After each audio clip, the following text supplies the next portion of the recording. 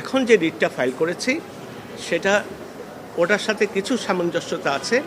এই রিটে পার্টি হচ্ছে Bangladesh bank, party হচ্ছে আমাদের secretary of finance ministry, third হচ্ছে গ্রামীণ ব্যাংক অ্যান্ড প্রফেসর ইউনুস। গ্রামীণ ব্যাংকের সাথে প্রফেসর ইউনুস কেন এসছে? বিকজ নোবেল প্রাইজ কিন্তু পেয়েছে প্রফেসর ইউনুস অ্যান্ড গ্রামীণ ব্যাংক, যেটা দুনিয়ার কোথাও নাই। একটা কমার্শিয়াল ব্যাংকে নোবেল প্রাইজ দেওয়া হবে। এখন যে মামলাটা করেছে সেখানে কি চেয়েছি? সেখানে জানতে চেয়েছি যে তোমরা কত পার্সেন্ট ইন্টারেস্ট চার্জ করছো, নাম্বার ওয়ান।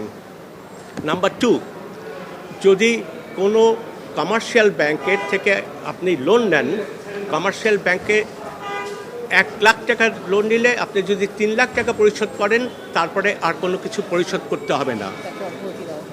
আচ্ছা, তাকে অব্যাহতি দিয়ে দেওয়া হয়।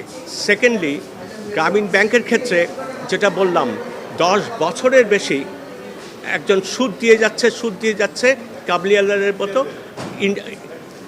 এই প্রিন্সিপাল অ্যামাউন্ট দিতে হবে না, সুদ দাও। এই সুদের উপরেই গ্রামীণ ব্যাংক চলতেছে।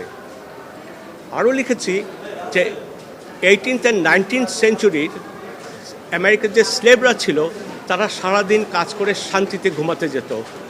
একটা মহিলা যারা ভূমিহীন হিসাবে লোন নিয়েছে, তারা 10 বছর পরেও লোন শোধ করতে পারছে না। এটাও দেখিয়ে দিয়েছে একটা মহিলা সকালে কখন ঘুম থেকে ওঠে, তার হাজব্যান্ড কখন মসজিদ থেকে আসে, তখন থেকে আরম্ভ করে রাত্রেবেলা সবাইকে খাওয়িয়ে সে ঘুমাতে যায়, কিন্তু তার মাথায় টেনশন থেকেই থাকে যে আমি ইন্টারেস্টের টাকাটা কিভাবে দেব।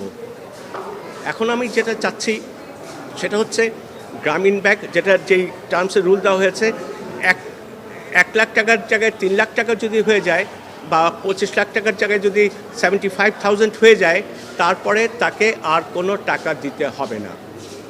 এটা চাওয়া হয়েছে, এই টার্মসেই কিন্তু আজকে রুলটা জারি করা হয়েছে।